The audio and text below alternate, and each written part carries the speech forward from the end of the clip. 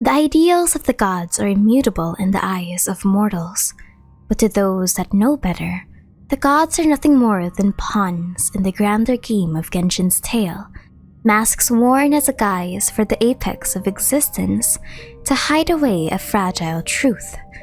And today, that is what I want to tell the tale of, the paradox of the Archons and their ideals, because the tale of the gods shows us that each ideal is nothing more than that, a personification of the gods' want for perfection that hides away at something much sadder.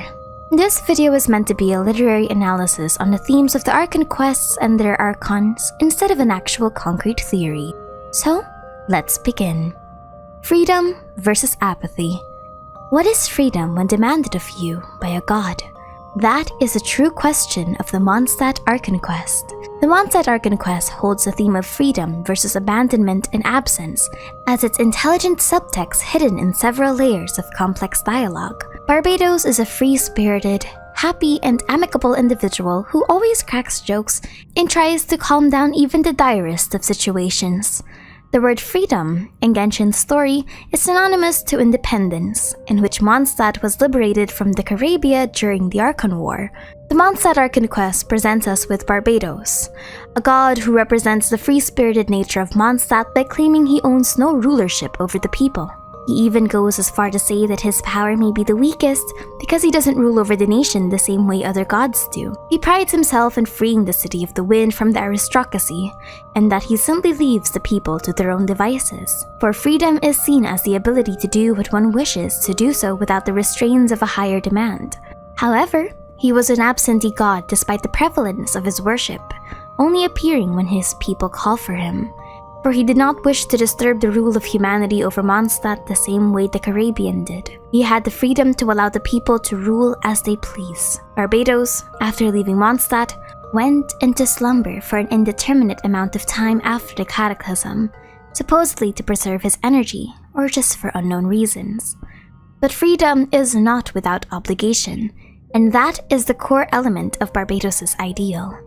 Just because you are free does not mean you do not suffer the consequences of your actions, and just because you are free does not mean you can live your life in bliss and ignorance. Because the Mondstadt Archon Quest shows a difference between freedom and absence.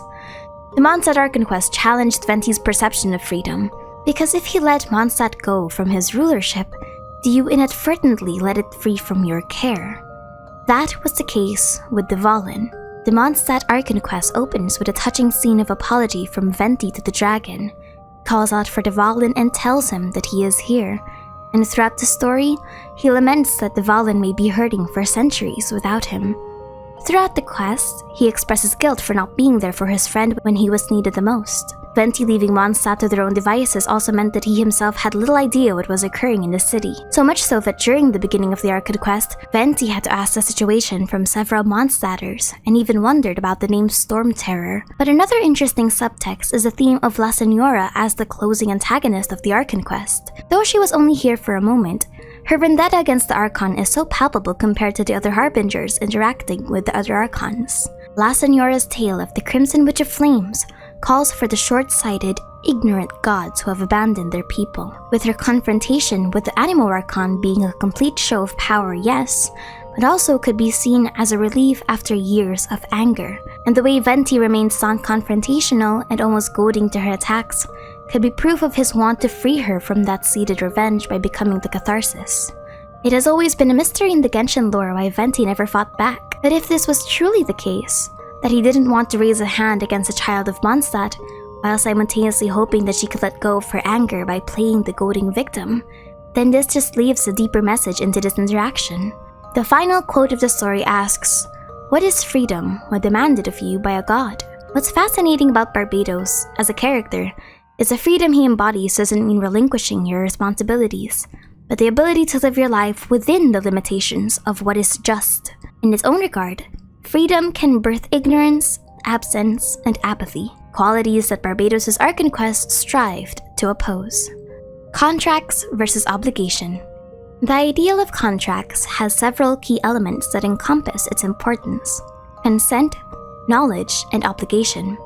When an agreement is honored by the Lord of Geo as a contract, It is because both parties consented, and that is a crucial aspect of Zhongli's Archon Quest. The Archon Quest's true ordeal is the want of the Geo-Archon to retire after millennia of ruling over Liyue, but due to his own binding contract, he must find his own convoluted ways to bypass whatever terms Celestia had for him. The concept of contracts also plays in the discussion of humanity and the Adepti, in which the Adepti respect the covenant they share with Liyue Harbor while also delegating the rulership of the land to the Qixing. The true test of Liyue was change, as opposed to the unmoving resilience of contracts. Morax wanted to test the Qixing and the Adepti's adaptability, and was rightfully pleased with the results of his gamble. The Archon Quest shows us the duality of contracts versus the hidden consequence of obligation, and the true question of how far are you willing to go to break from the shackles of a preordained covenant. Are you willing to work with enemies? Who are you willing to sacrifice? Because the consequences of contracts is their supposed immutability, and the only way to break one is to engage in another. But even that has its own problems. The damage that Zhongli's contract with the Tsaritsa could have done to Liyue if his bargain had gone wrong, his current vow of silence to the Tsaritsa, and even just the fact his gnosis is gone from him. Though Zhongli continues to be a contested character in the lore due to his affiliation and age, the repercussions of not only being the Geo-Archon, but also being one of the more active Archons throughout history haunt him to this very day. Liyue, as a nation, has been continuously plagued by shadows of the past and the wrath of diseased gods that died in the war. So though he has relinquished his responsibility and has made a spectacle of his supposed death, Zhongli still lives with the memory of those that had faded in the past. So while he wishes to end his contract, the real question is, does he have the liberty to? And will the heavenly principles allow such a transgression to happen? Eternity versus stagnation. Eternity is the ideal closest to the heavenly principles, as to be eternal is to exhibit unparalleled order and authority without fault or flaw. In the eyes of Celestia, to challenge the sky and the heavens is to go against the divine authority. Beelzebub's perception of eternity was to an almost desperate degree, in which her fear of change was brought by the trauma of losing her sister during the Cataclysm and seeing the destruction of Khaenri'ah brought about by human ambition. So she feared that change would spell Inazuma's demise. Ei's tale is filled with trauma, loss, and grief, sealed for hundreds of years that culminated into one crucial year in Inazuma's history, the Sakoku Decree. To preserve that fragile peace in a bubble, she vowed to do whatever it takes to maintain Inazuma's eternity, regardless of the price humanity will pay. However, the Archon Quest actively contests that idea of eternity, showing that eternity begets stagnation. Inazuma's economy began suffering, its people trapped behind the borders of the nation, unable to leave. Visions are wrongfully seized and sealed as a ploy to stop human ambition. Resistance groups begin rebelling against the government, further contributing to the unrest. Beelzebub has sealed herself away for years, while her call for eternity has brought the demise and deaths of so many people. Her gluttony to preserve Inazuma in a bubble was what allowed for different parties to rise against her, and for foreign parties to seize control of her nation's weaknesses. She became the very danger to Inazuma's eternity inadvertently throughout the Sakoku Decree. But the story of Ei's realization of the different facets of eternity shows that preservation is not the same as unchanging. Eternity shouldn't stop time, but instead adjust to its flow. The only constant thing in life is change. One of her voice lines mentioned that the traveler's role as a weakness would be what helps preserve Inazuma's eternity for years to come. Whether it be Inazuma's streets, an ancestor, or even just tales from the bygone past, Inazuma's eternity can be preserved beyond death through history, culture, memories, legacies, and most especially, people's ambitions and wishes. Wisdom versus fixation. Knowledge and wisdom are not the same, and that is the core of Sumeru. Sumeru is a land of intelligent scholars who strive to know everything about everything, with academia being its crown jewel. However, Buer's Archon Quest shows us that gluttony for power and knowledge must be tempered, and that wisdom must not come at the price of other people's well-being. She shows us the more human side to wisdom, despite being an Archon. Dreams and wishes, though childish, are a person's subjective form of wisdom in which their knowledge is translated into something that they yearn or want. Emotions are a complex network of information that no amount of book smarts can decipher. Passion, ambition, artistic capacity, and creativity are also valid facets of wisdom that must be respected because they embody knowledge in their own different ways. The Archon Quests showed us that true wisdom is temperance. Wisdom is not handed to you on a silver platter, as seen with the knowledge crystals, or with the academia's rigorous standards. And it is not meant to be kept by anyone. The beauty of knowledge is that it is meant to be shared.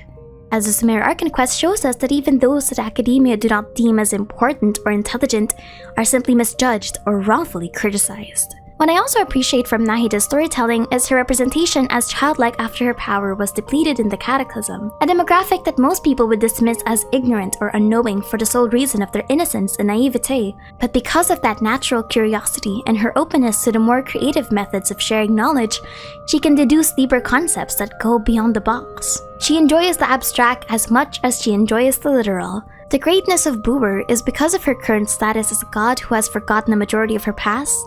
She has her responsibility to learn more about the world and its people. For wisdom is the want to learn, and the humility to understand that there is always room to grow. For wisdom is the want to learn, and the humility to understand that there is always room to grow. Now, though I want to make an analysis for justice, I actually want to leave this question for all of you. What would the counterpart of justice be based on the Archon Quest? Furina's Archon Quest had justice separated into two elements: justice for the wronged and justice achieved through sacrifice. Justice for the wronged is exemplified through how the people of Fontaine demanded that their god answer for her supposed ignorance of a catastrophe that is taking the lives of her citizens, hence the trial and the numerous testimonies against the spectacularization of Fontaine's legal system.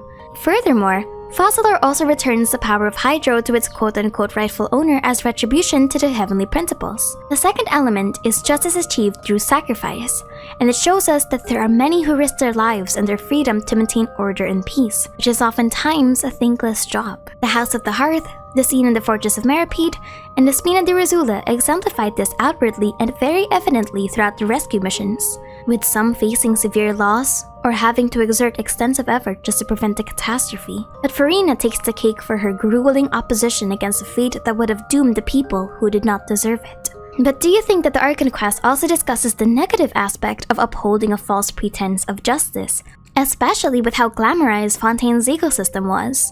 And if so, what do you think is its versus ideal? That is what I want to ask all of you as a parting gift, because no one is perfect. Not even the gods themselves.